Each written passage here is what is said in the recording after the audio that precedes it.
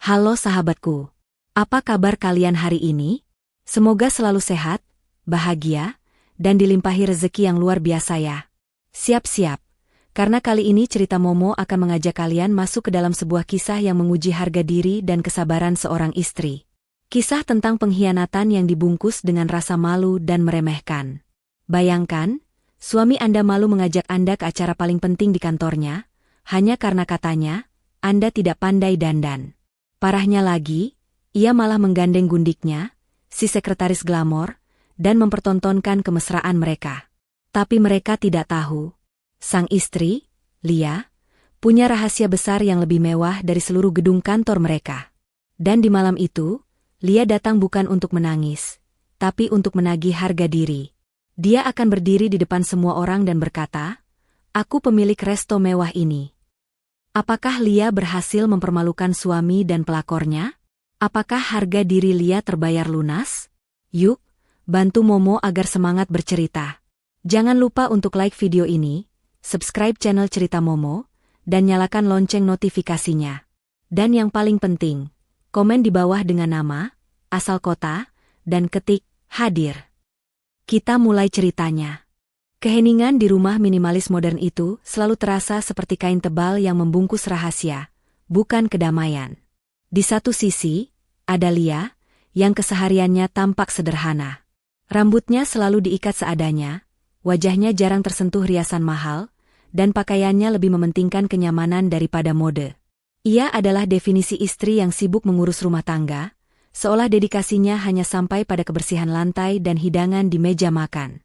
Hendra, suaminya, seorang manajer di perusahaan properti ternama, seringkali melihat penampilan itu sebagai beban, aib, atau setidaknya, sebagai kegagalan dalam estetika. Di sisi lain, ada Hendra, yang selalu pulang dengan aroma parfum mahal, das yang licin, dan pandangan mata yang terasa asing. Ia adalah pria yang sangat peduli pada citra. Baginya, penampilan adalah segalanya, simbol status, dan kunci menuju lingkaran sosial yang lebih tinggi. Ia selalu menuntut kesempurnaan visual, sebuah standar yang sayangnya tidak pernah bisa dicapai oleh Lia.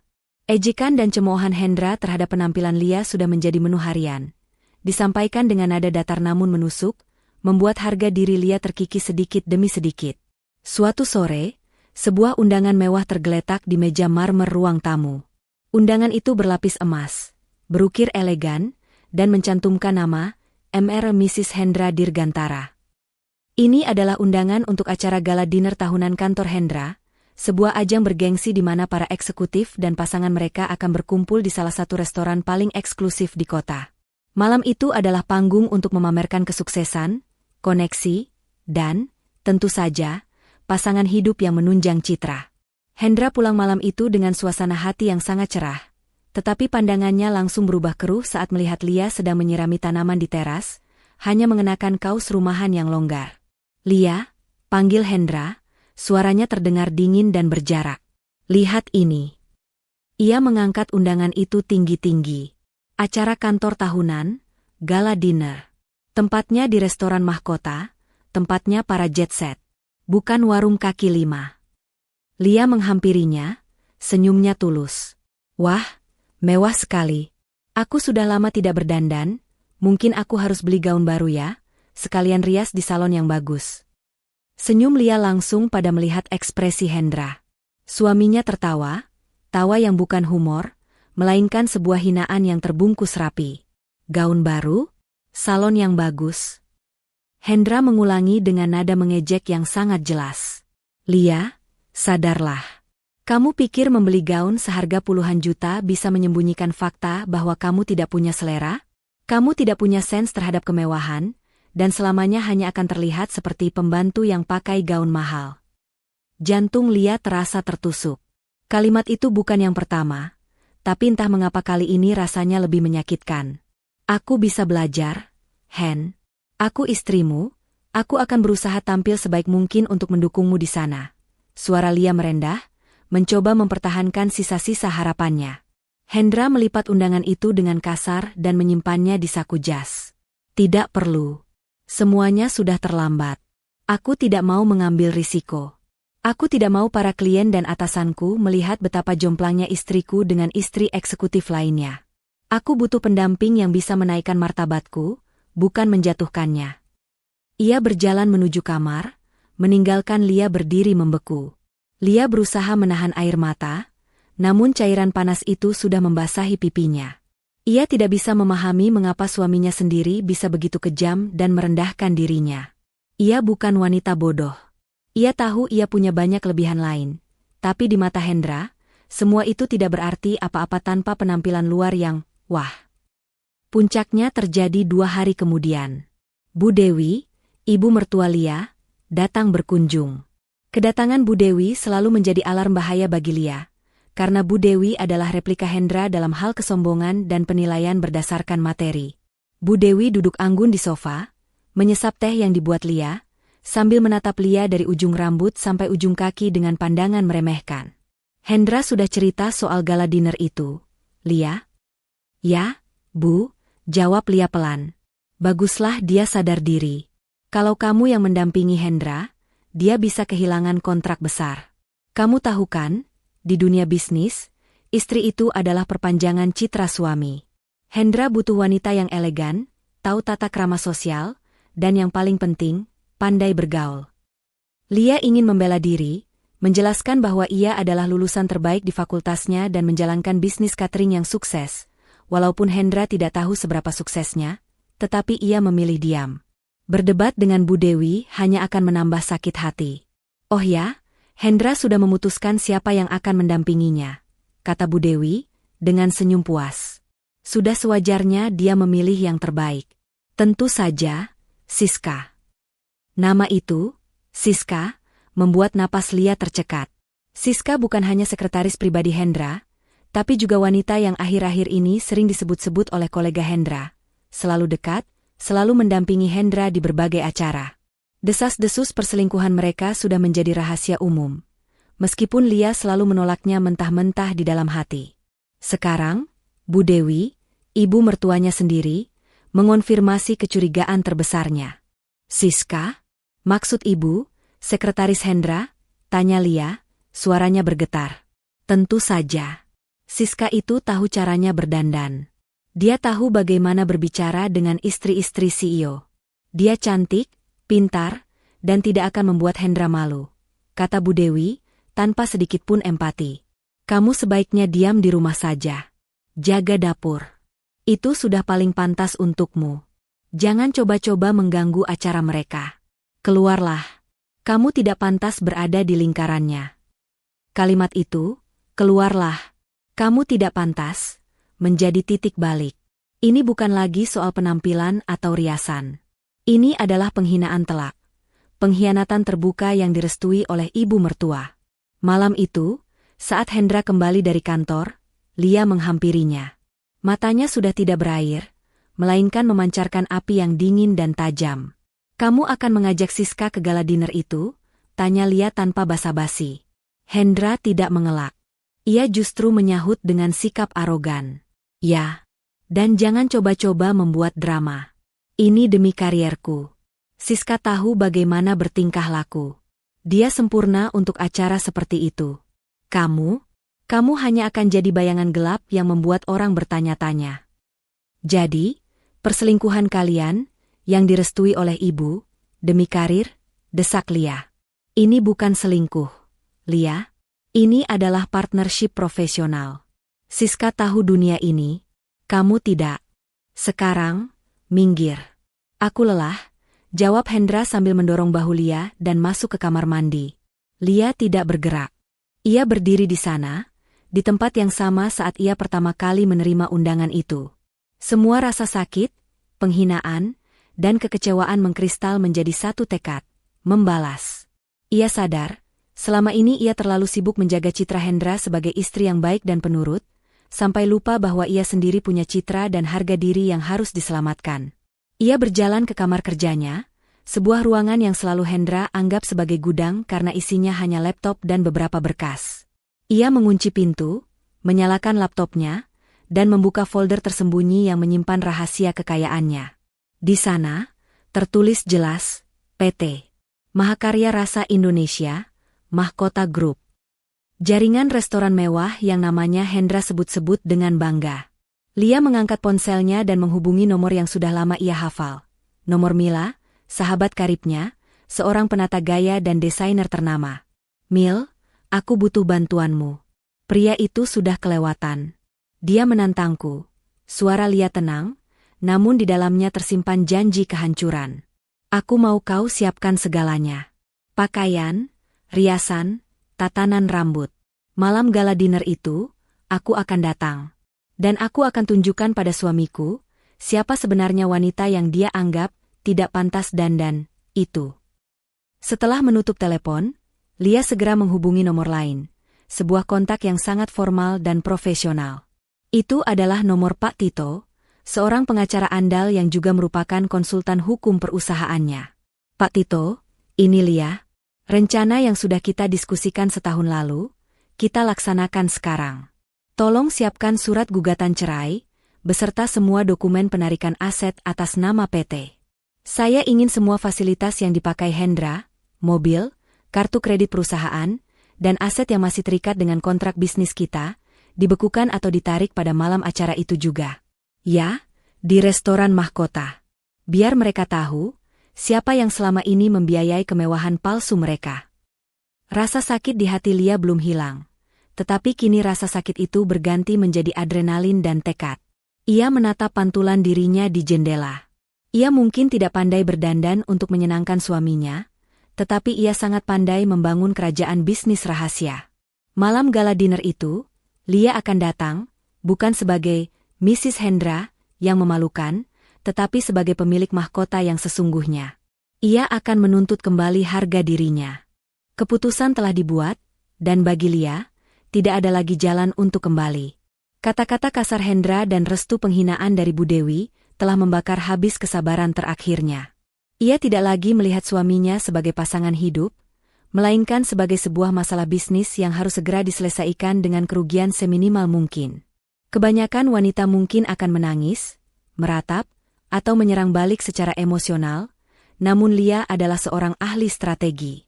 Ia memilih merespons dengan logika, aset, dan hukum. Ia adalah pendiri Mahkota Group, bukan wanita yang bisa dibuang begitu saja ke pojokan. Pagi setelah percakapan malam itu, Lia segera menghubungi Mila. Mila, sahabatnya, yang juga seorang stylist selebriti terkenal, tiba di rumah Lia dengan mata penuh amarah. Mila sudah lama curiga dengan perlakuan Hendra, tetapi ia selalu menghormati permintaan Lia untuk merahasiakan status finansialnya. "Aku tidak percaya dia seberengsek itu, Li. Dan ibunya? Astaga, Bu Dewi memang dari dulu ratu drama dan ratu uang," sembur Mila, memeluk Lia dengan erat. "Kenapa kamu diam saja selama ini? Kenapa kamu biarkan mereka menginjak-injakmu?" Lia membalas pelukan itu. "Aku sedang mengumpulkan bukti, Mil. Aku selalu ingin memberinya kesempatan. Tapi kalimat Bu Dewi, keluarlah, kamu tidak pantas. Itu sudah melampaui batas. Aku tidak hanya akan keluar dari rumah ini, tapi aku akan pastikan mereka yang dikeluarkan dari lingkaran yang selama ini mereka nikmati." Mila tersenyum getir. Ia tahu betul betapa cerdas dan terencananya Lia. "Baik. Jadi, rencana operasinya apa? Mau gaun seperti apa? Tema balas dendammu bagaimana? Diva? Queen? Atau cold-blooded CEO?"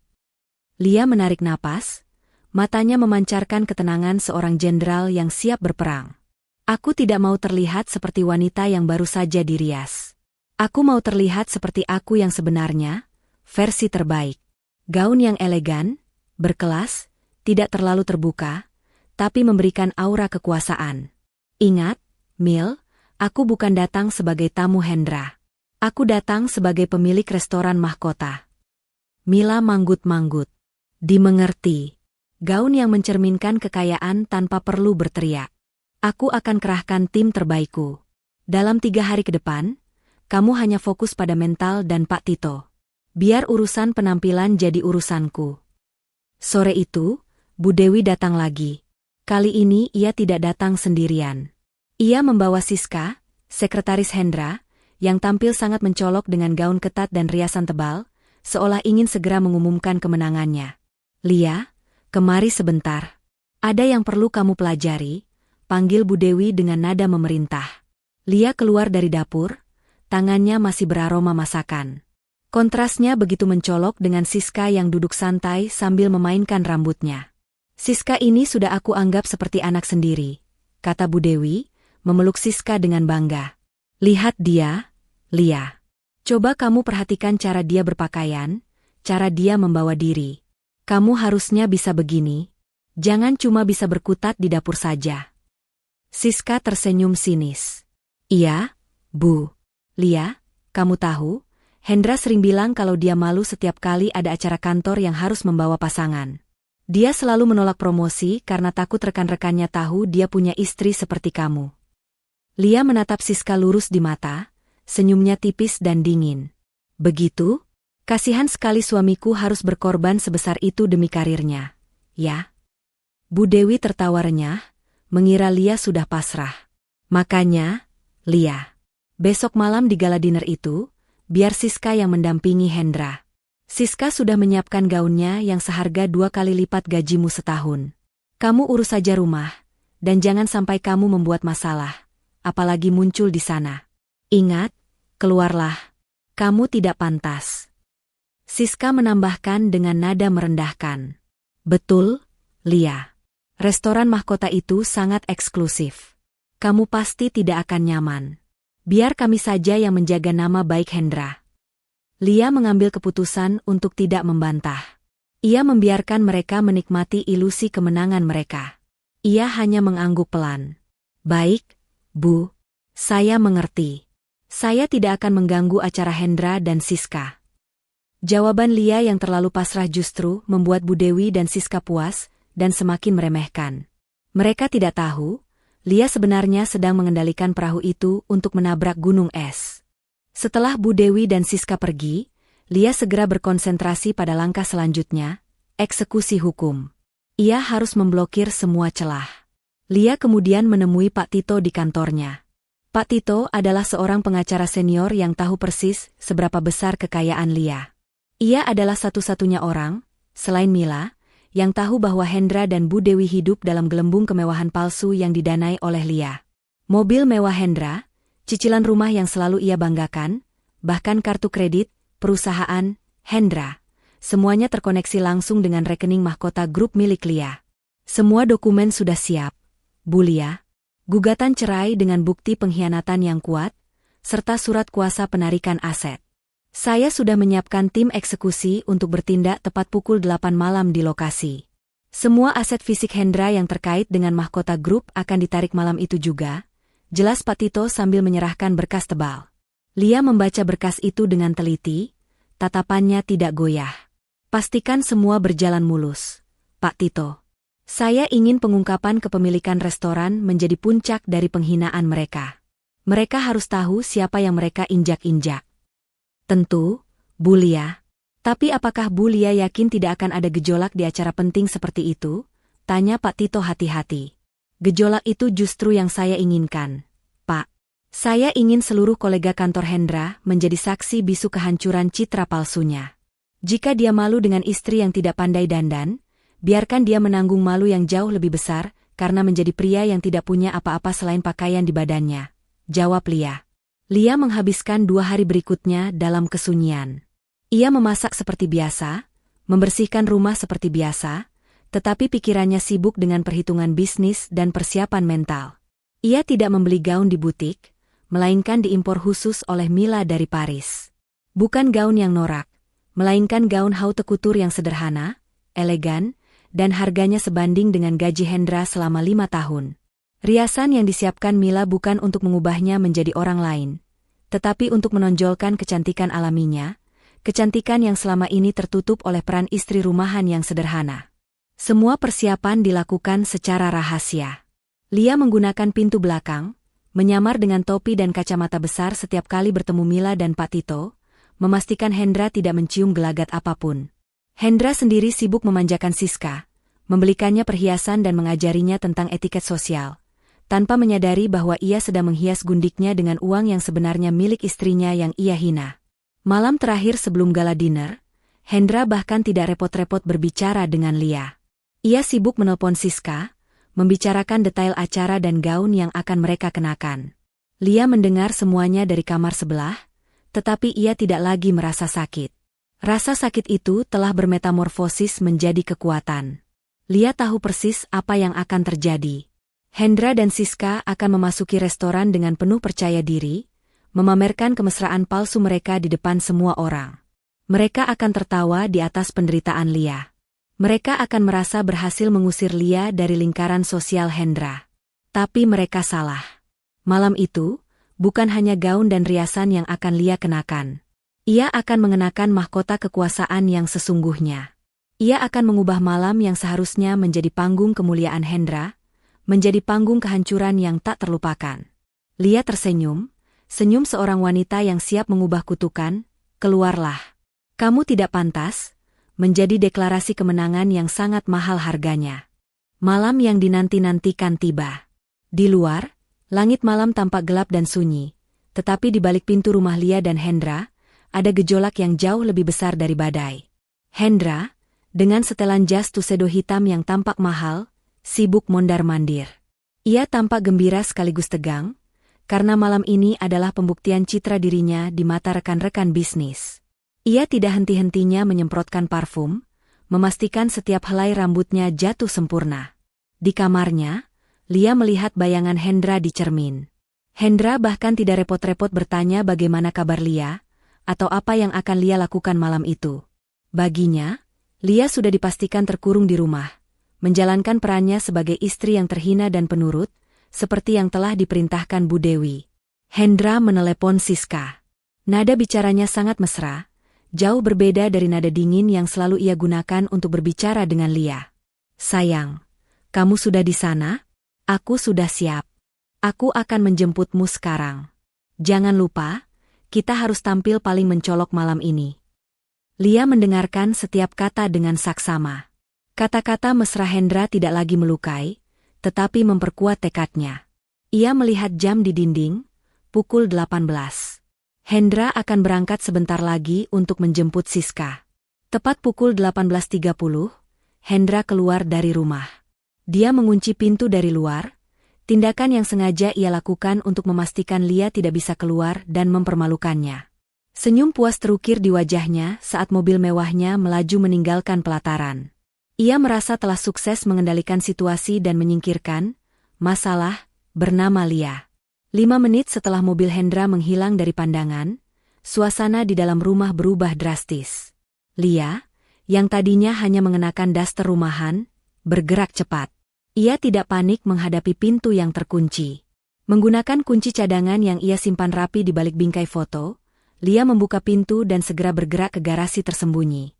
Hendra tahu Lia punya satu mobil City Car tua yang ia gunakan untuk berbelanja, tetapi ia tidak pernah tahu bahwa di balik gudang penyimpanan perkakas, Lia memiliki akses ke garasi yang terhubung dengan rumah tetangga, garasi yang khusus ia gunakan untuk mobil-mobil koleksi pribadinya. Di sana, sudah menunggu Mila. Mila tidak sendirian. Ia ditemani oleh 2 asistennya yang membawa kotak-kotak besar berisi gaun, sepatu, dan peralatan rias.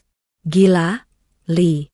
Aku tidak percaya kita melakukan ini seperti misi mata-mata, bisik Mila sambil tertawa tertahan, segera menarik Lia ke dalam garasi yang sudah disulap menjadi ruang ganti mini.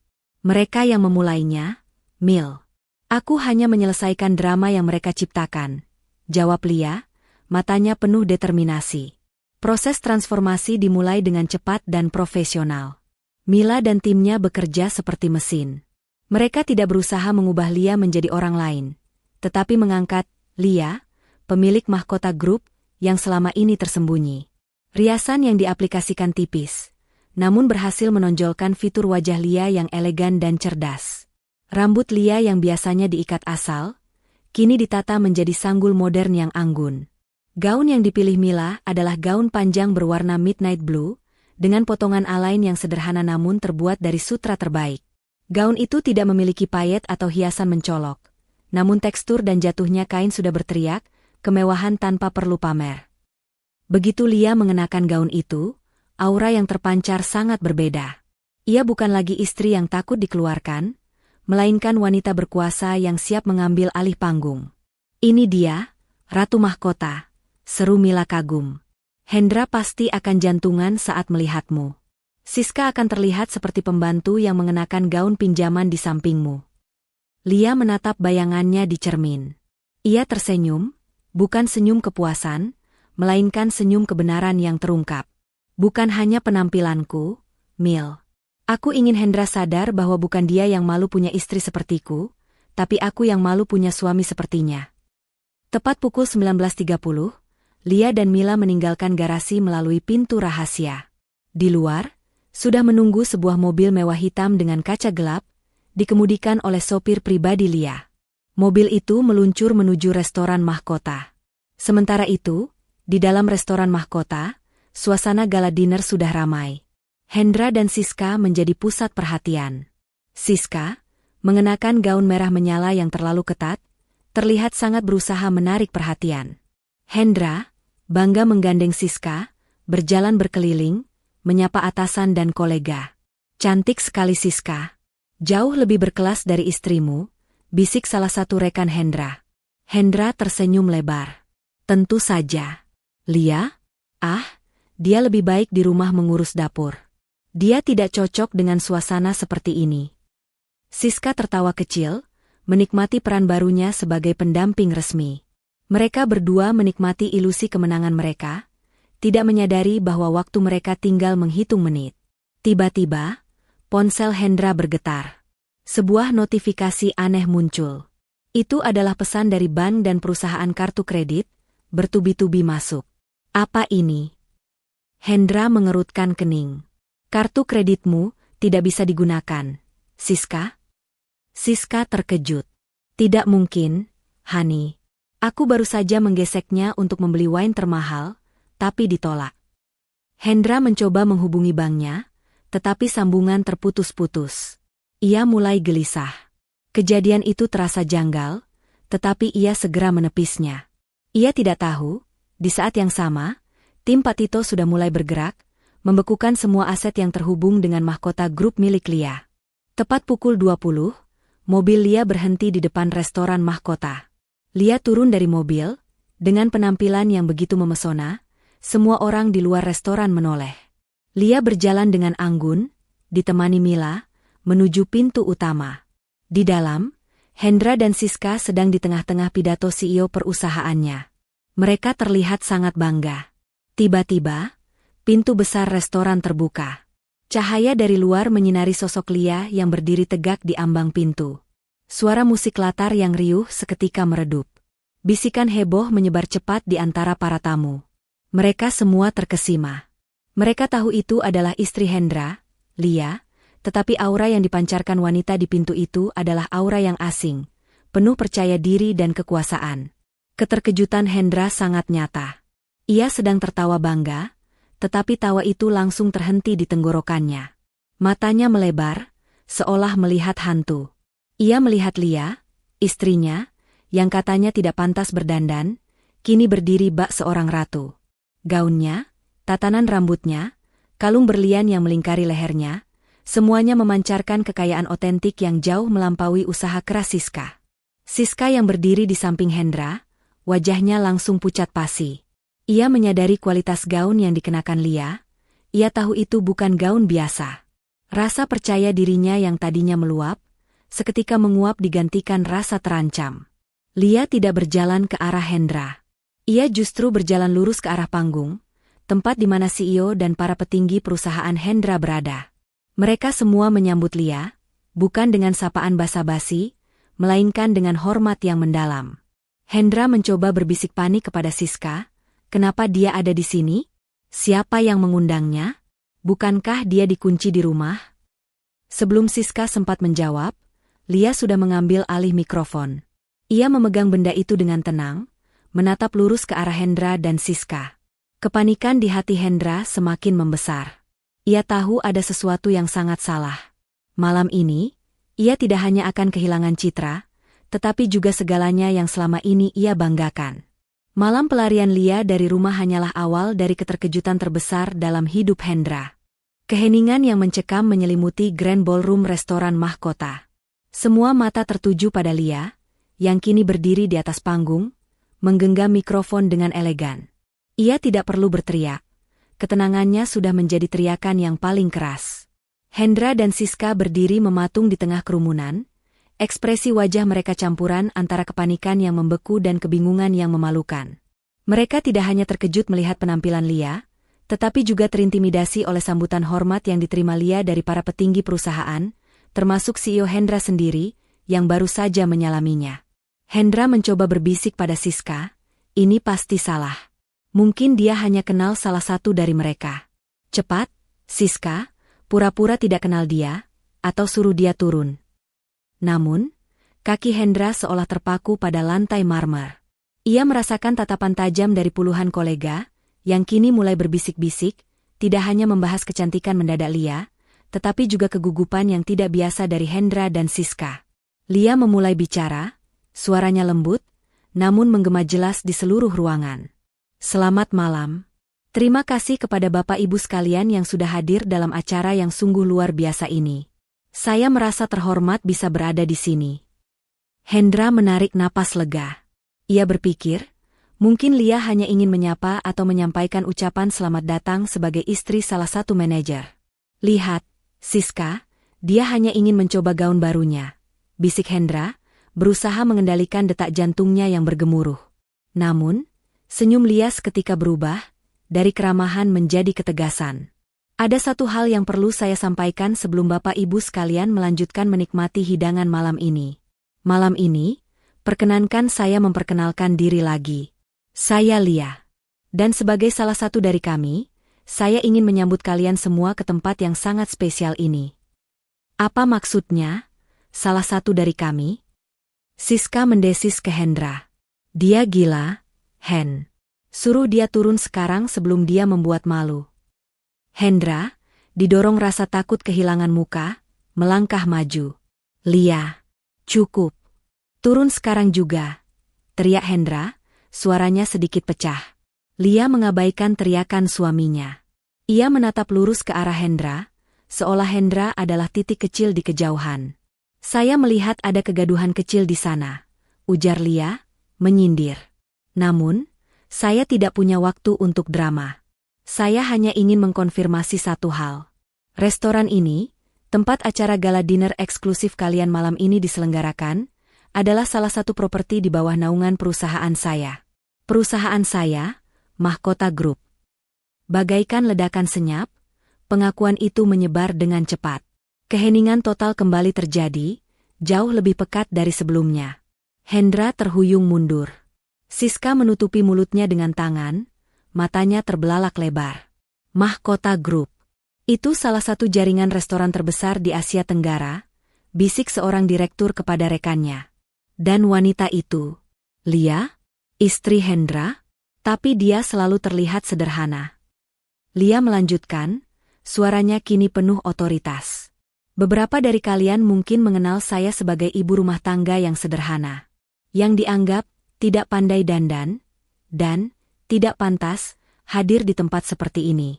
Tapi, ya, saya Lia, CEO dari Mahkota Group, dan selamat datang di restoran saya. Kepada hadirin, Lia menunjukkan proyeksi digital di layar besar yang memperlihatkan logo Mahkota Group, diikuti dengan foto-foto Lia yang sedang meresmikan berbagai cabang restoran, lengkap dengan berita di media bisnis terkemuka. Bukti itu tak terbantahkan. Dalam hitungan 10 menit menegangkan itu, citra Hendra runtuh total. Ia yang selama ini menyombongkan gajinya, mobilnya, dan lingkaran sosialnya, kini berdiri di tempat yang dimiliki oleh istrinya yang ia hina.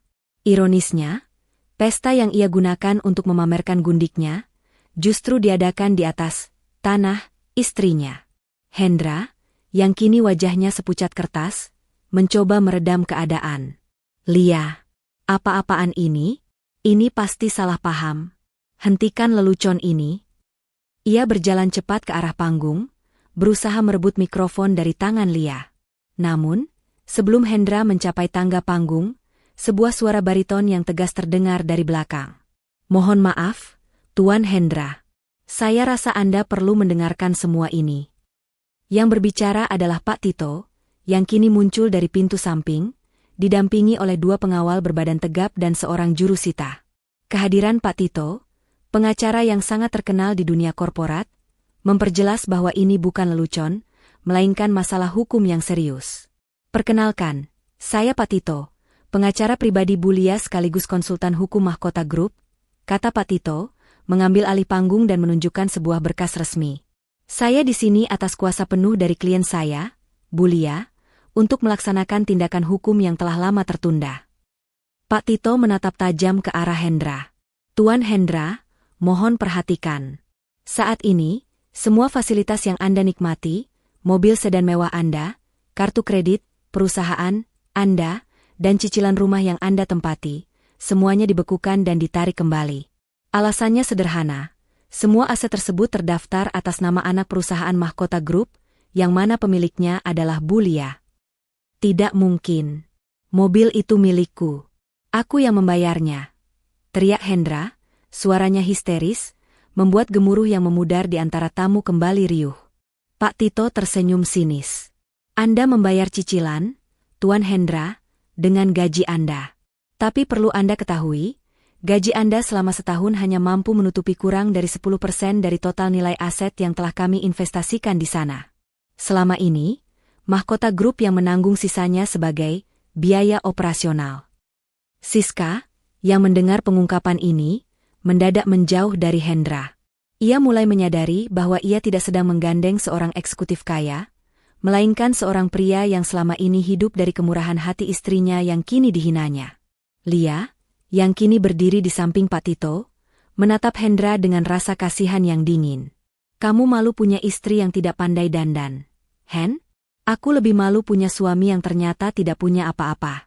Seluruh kemewahan yang kamu pamerkan, termasuk kemampuanmu untuk mentraktir Siska di tempat-tempat mahal, semuanya berasal dari pembantu yang pakai gaun mahal ini. Lia memberikan isyarat. Tim jurusita bergerak cepat. Mereka menyerahkan surat penarikan kepada Hendra, dan mulai menyita barang-barang Hendra yang ada di dalam mobilnya. Tak lama kemudian, mobil mewah Hendra yang terparkir di depan restoran ditarik oleh mobil derek, disaksikan oleh para valet dan tamu yang baru datang. Hendra ambruk, lututnya lemas. Harga dirinya, karirnya, dan kekayaannya, semuanya lenyap dalam 10 menit menegangkan. Gemuruh yang memudar di ruangan itu kini digantikan oleh bisikan penghakiman, memperjelas bahwa sandiwara Hendra telah berakhir. Kehancuran itu terasa pahit, jauh lebih dingin daripada udara malam. Di tengah riuhnya bisik-bisik dan kamera ponsel yang merekam setiap detik insiden, Hendra berdiri terpaku, wajahnya sudah tidak memiliki warna. Ia bukan lagi eksekutif yang arogan, melainkan pria yang baru saja telanjang di depan kerumunan. Seluruh teman kantornya, yang tadinya memuji-muji mobilnya, kini menjadi saksi penarikan paksa aset yang ia banggakan. Sementara itu, Siska sudah mundur beberapa langkah, menjaga jarak seolah Hendra adalah sumber penyakit menular. Di atas panggung, Lia dan Pak Tito menyelesaikan formalitas mereka dengan tenang. Lia memandang Hendra, tanpa amarah, hanya kekosongan yang menyesakkan. Aku sudah selesai di sini, ucap Lia melalui mikrofon, nadanya kini melunak, namun efeknya mematikan. Saya minta maaf kepada para hadirin karena telah mengganggu acara kalian. Silakan nikmati sisa malam ini di restoran saya.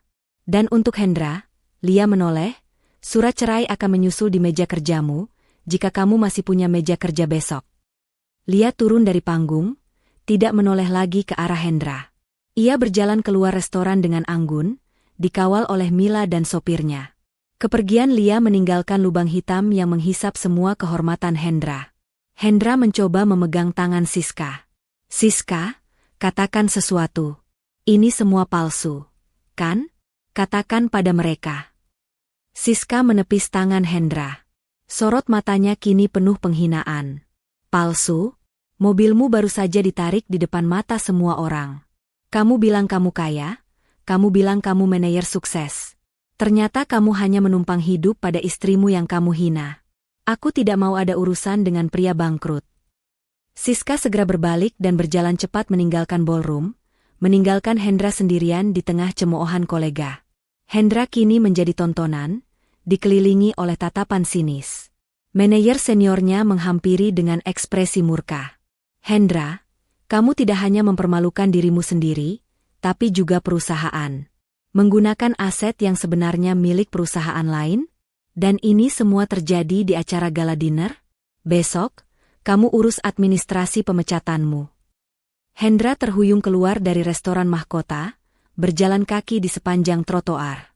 Dinginnya malam tidak sebanding dengan dinginnya kenyataan yang menghantamnya.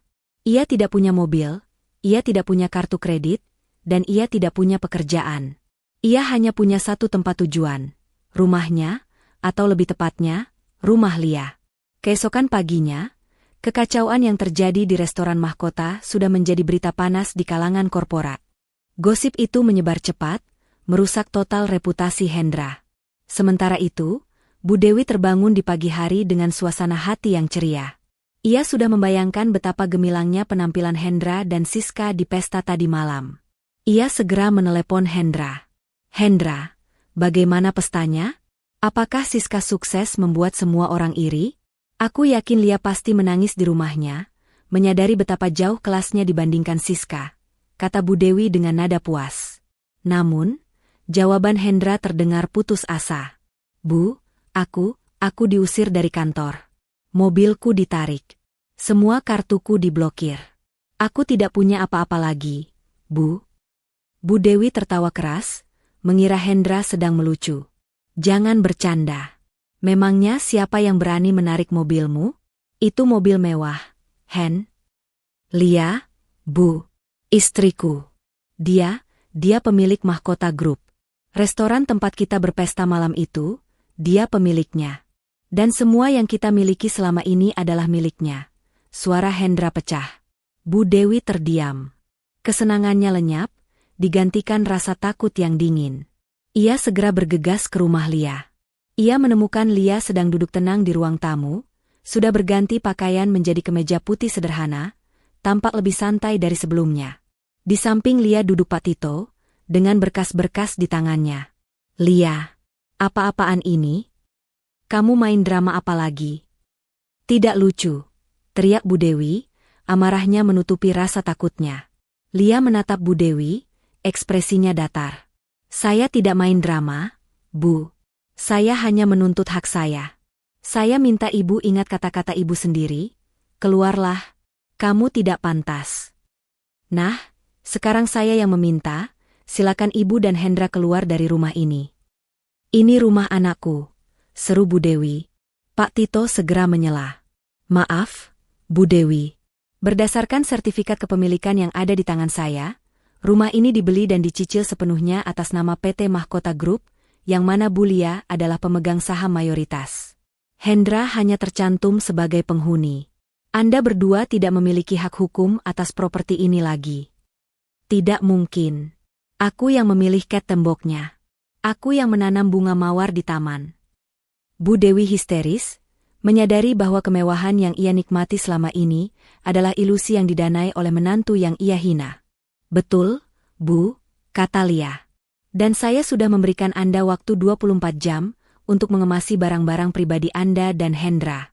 Setelah itu, tim saya akan mengambil alih." Bu Dewi menoleh ke Hendra yang kini duduk lemas di sofa. "Hendra, kamu bilang kamu yang bayar semua ini.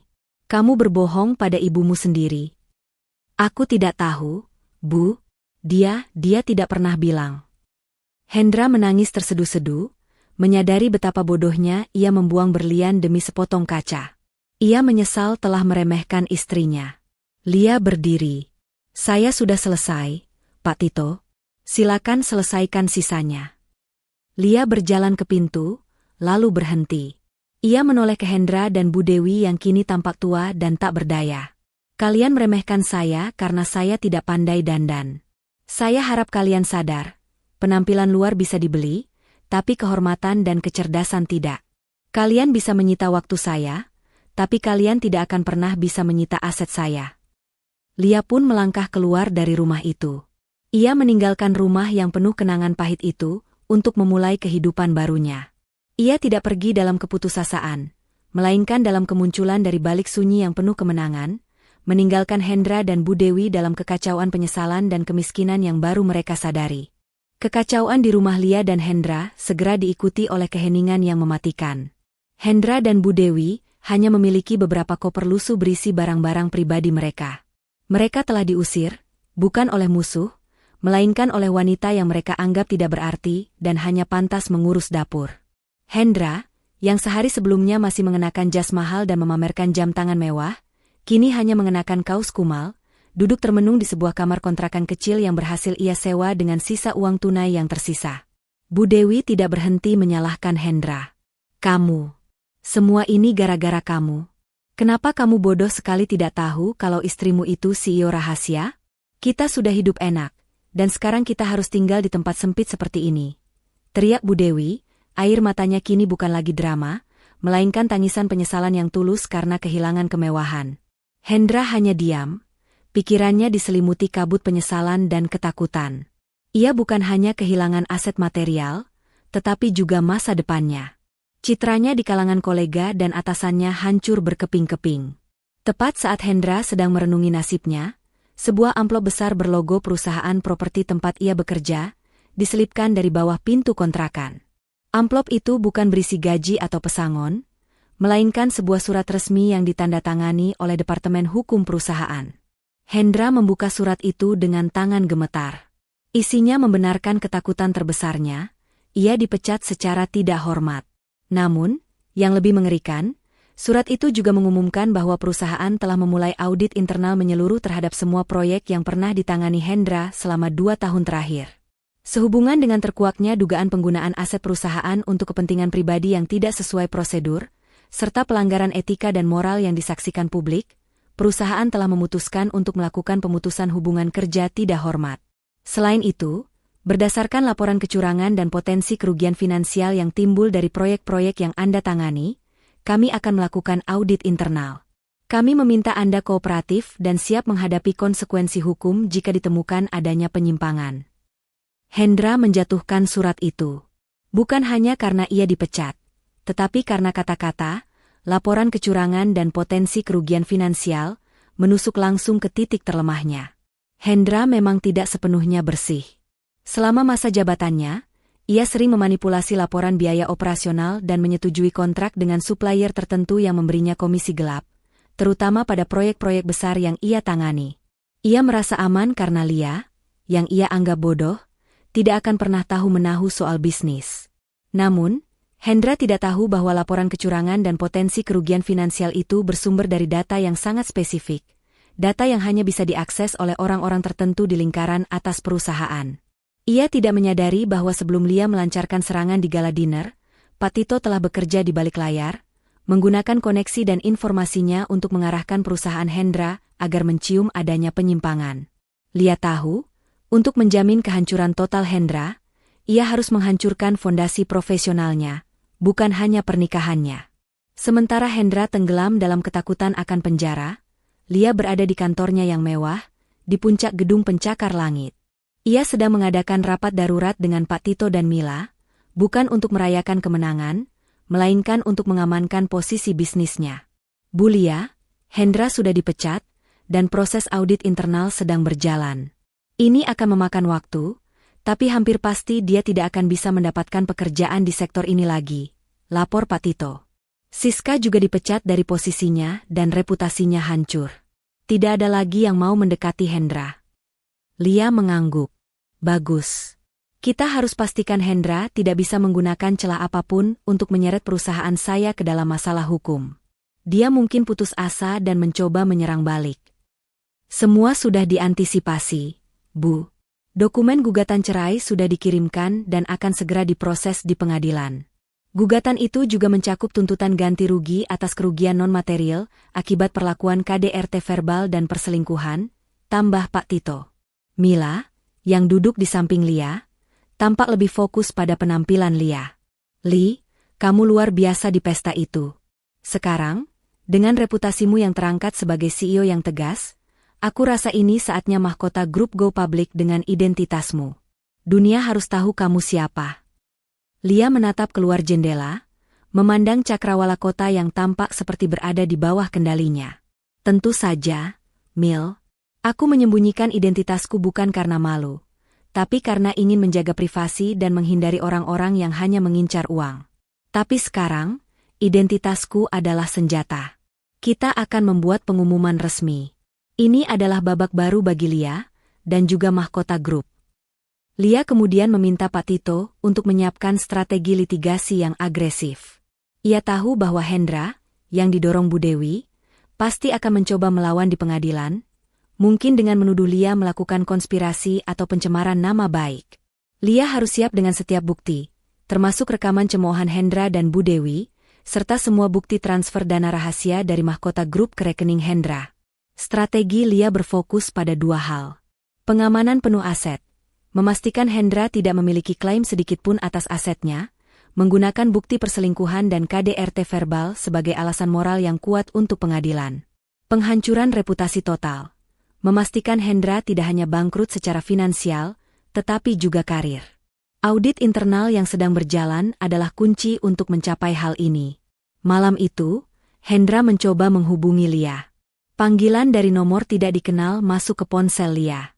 "Lia, tolong angkat. Aku mohon." Suara Hendra terdengar putus asa.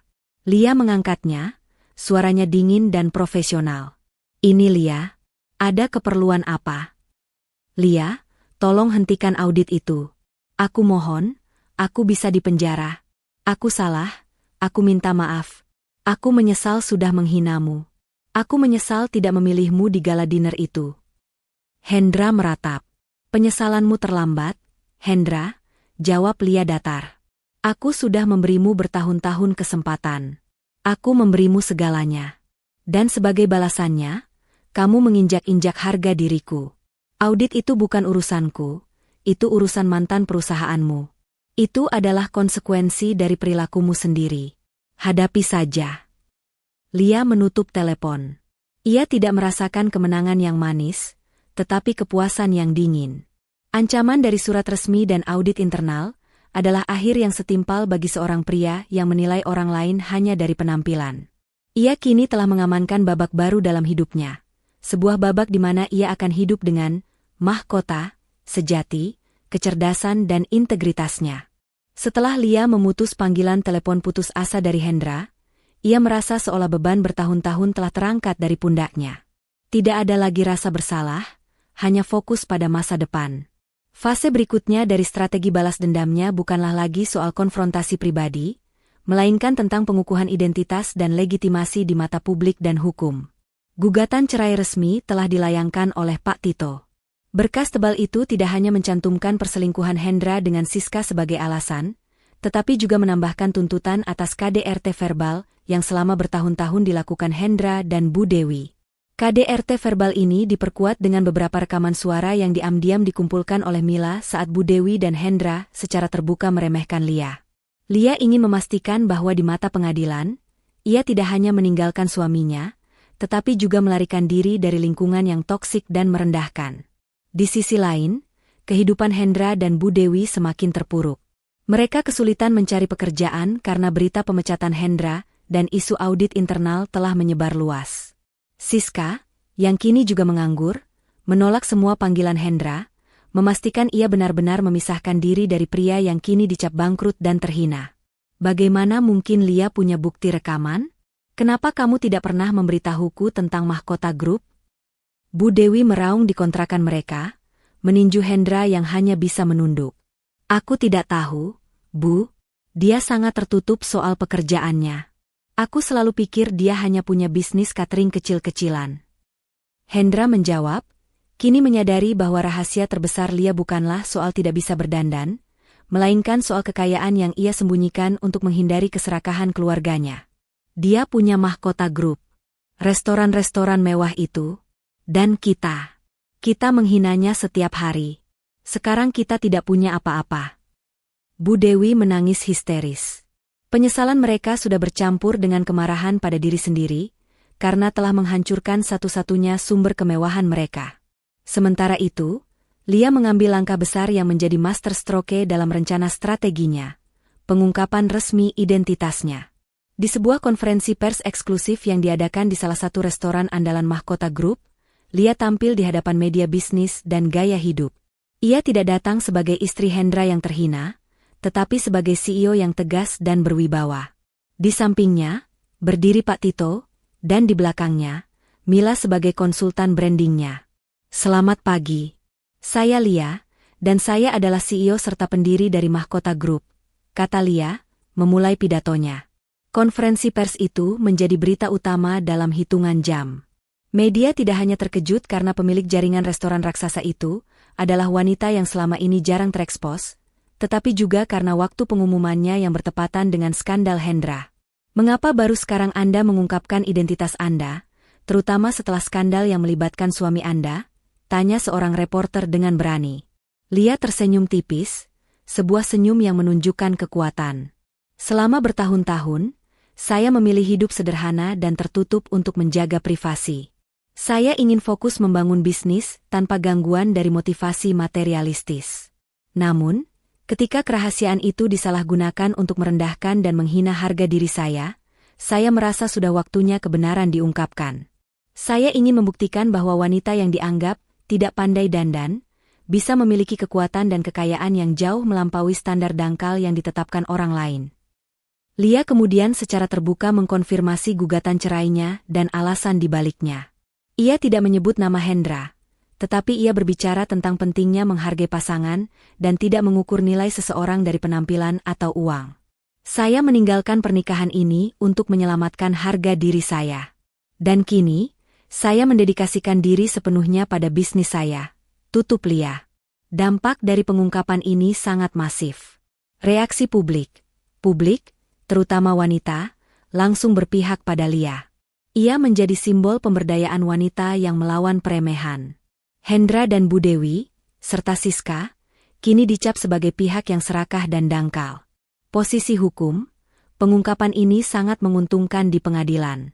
Hendra tidak lagi bisa mengklaim bahwa Lia merampas aset mereka, karena Lia membuktikan bahwa aset itu adalah aset bisnisnya sendiri yang disalahgunakan Hendra.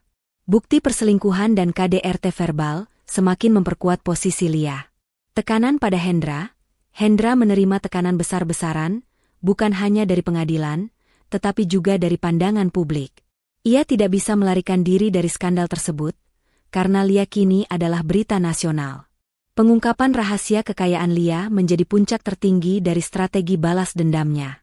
Ia tidak hanya merusak citra Hendra, tetapi juga menggunakan kekayaannya untuk mengubah narasi. Bu Dewi yang melihat berita Lia di televisi, merasa sangat terpukul. Dia gila. Dia mempermalukan kita di depan seluruh Indonesia. Kita harus melawan, Hendra. Kita harus bilang ke pengadilan dia tidak waras. Hendra, yang sudah putus asa, tahu perlawanan itu sia-sia. Kita tidak punya uang, Bu. Kita tidak punya bukti. Dia punya pengacara terbaik dan dia punya uang tak terbatas. Kita sudah kalah, Bu. Kita sudah kalah sejak aku malu mengajaknya ke pesta itu. Lia, yang kini tengah mempersiapkan diri untuk sidang pertama, menerima bunga dan dukungan dari banyak pihak. Ia telah mengubah rasa sakit menjadi kekuatan. Ia akan memasuki ruang sidang bukan sebagai korban, tetapi sebagai CEO yang menuntut keadilan. Ia telah keluar dari sunyi dan kini bersinar di puncak karirnya, siap menanggalkan nama Mrs. Hendra untuk selamanya. Skandal antara Lia dan Hendra telah bertransformasi dari sekadar gosip kantor menjadi tontonan publik yang menarik. Sejak Lia secara resmi mengumumkan identitasnya sebagai CEO Mahkota Group dan mengajukan gugatan cerai, perhatian media sosial dan berita gaya hidup tertuju pada nasib Hendra dan Siska.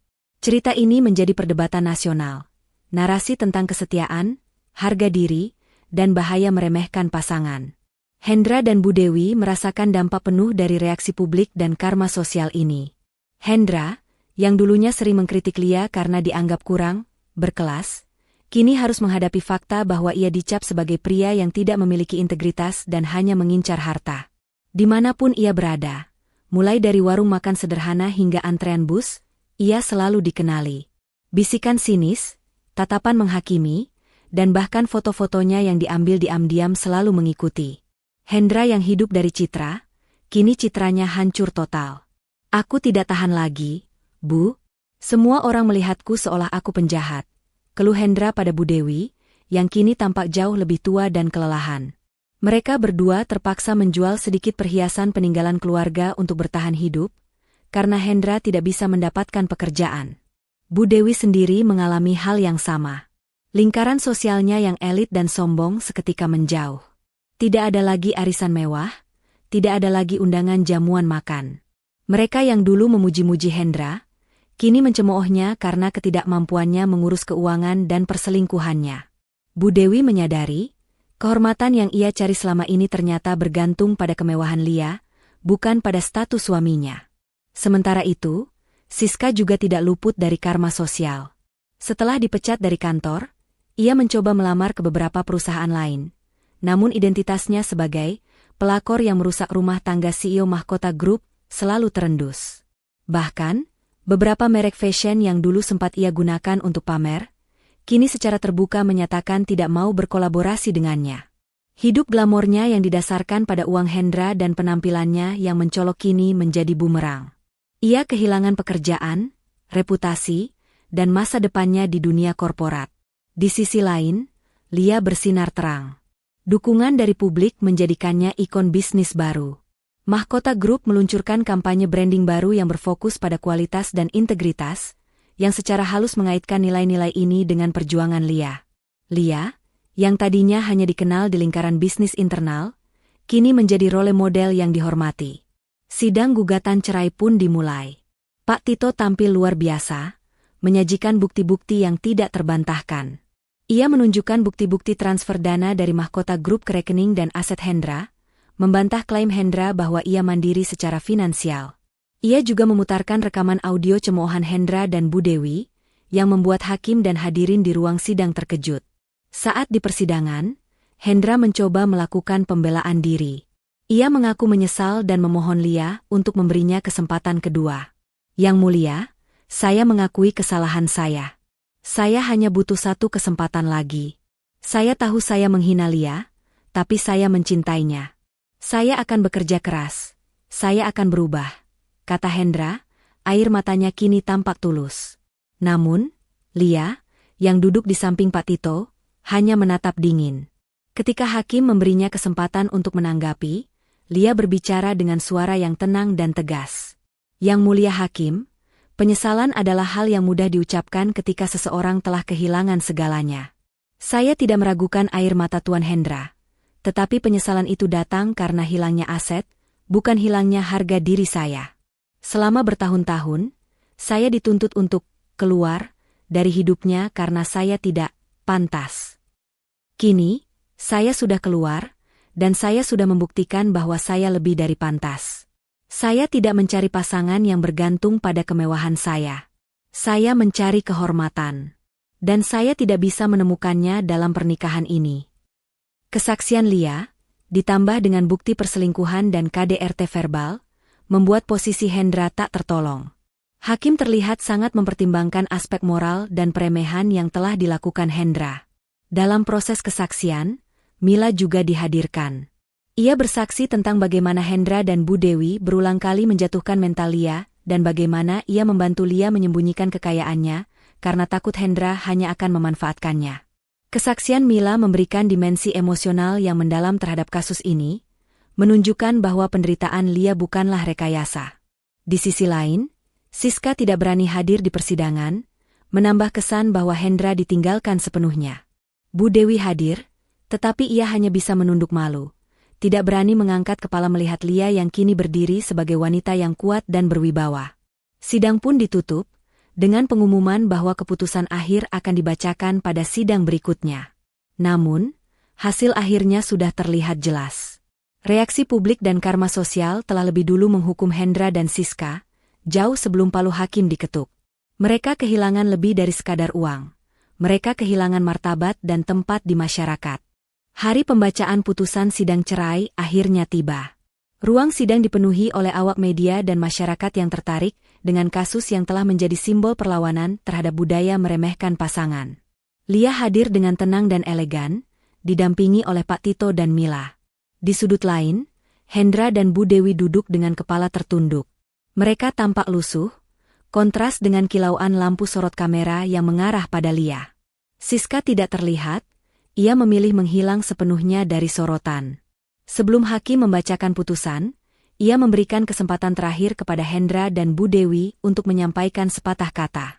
Ini adalah momen terakhir Hendra untuk bicara, bukan sebagai suami, melainkan sebagai seorang yang hancur. Hendra berdiri, tubuhnya gemetar. Ia tidak lagi berusaha berpura-pura atau berbohong.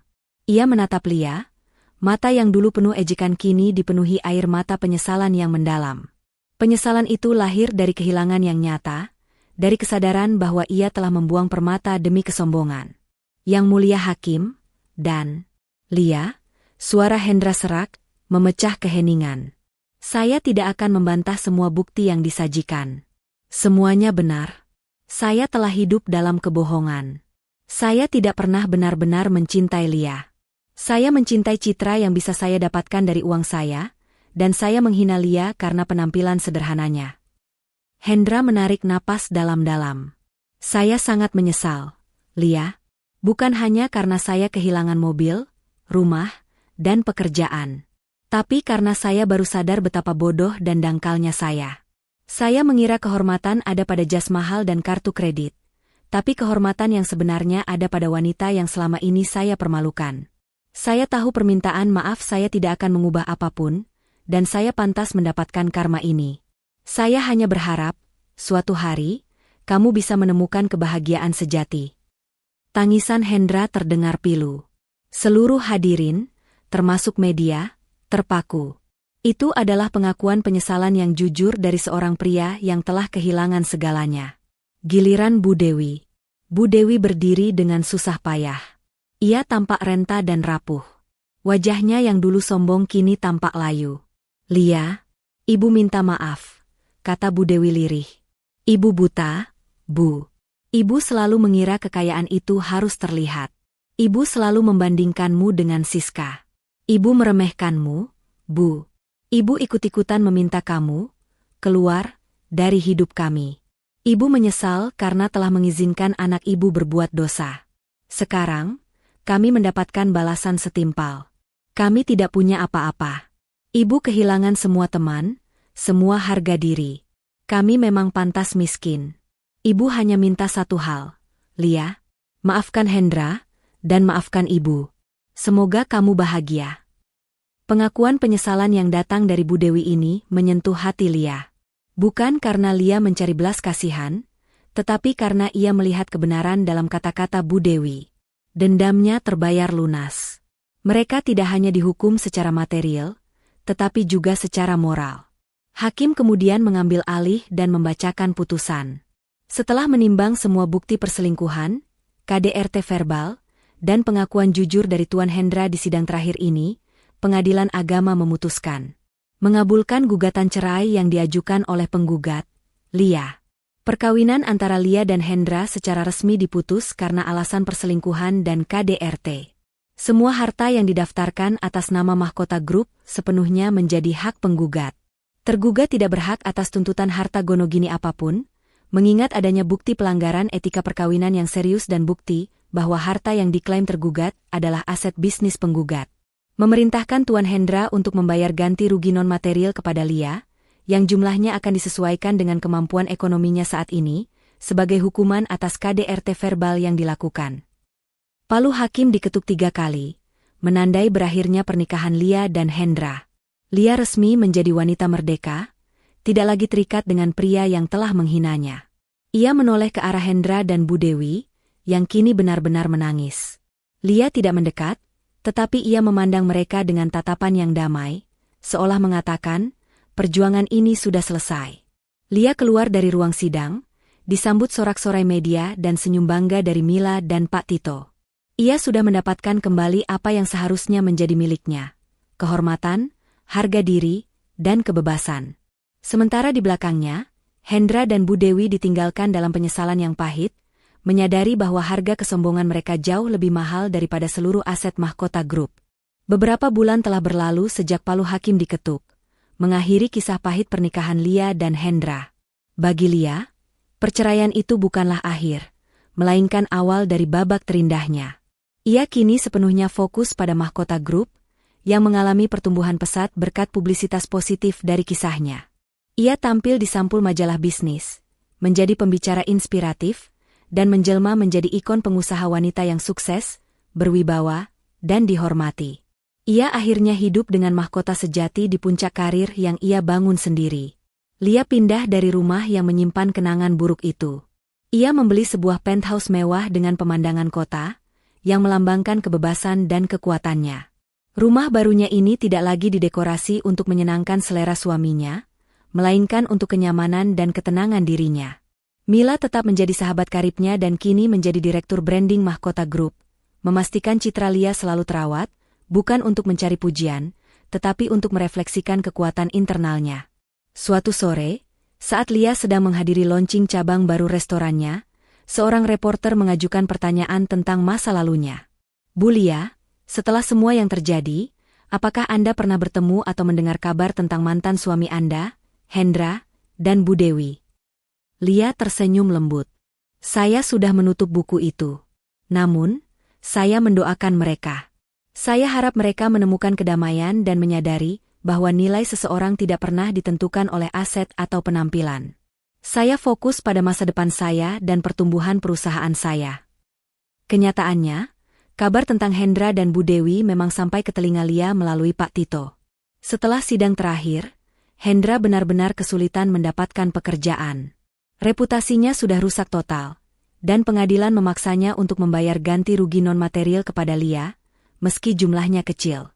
Ia kini bekerja serabutan, menyadari betapa rentannya hidup yang hanya bergantung pada citra palsu.